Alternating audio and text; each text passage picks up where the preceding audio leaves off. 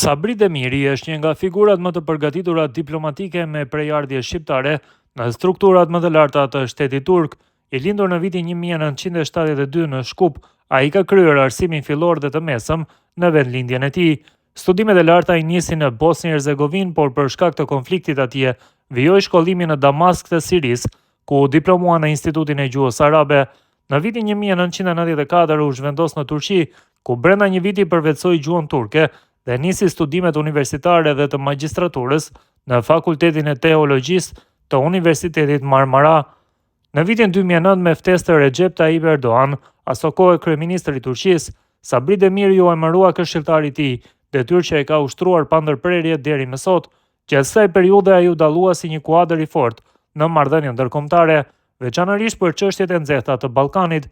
Fillimisht u emërua këshilltar për marrëdhënie me mediat dhe publikun, ndërsa më pas mori rolin e këshilltarit kryesor për Ballkanin.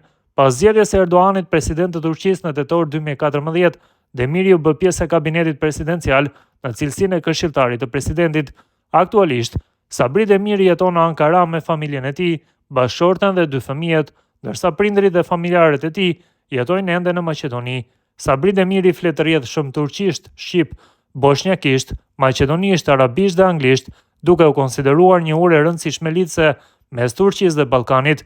Dhe ai vazhdon të jetë një shqiptar nga Shkupi në zemër të diplomacisë turke, si krau i djathtë i Recep Tayyip Erdogan.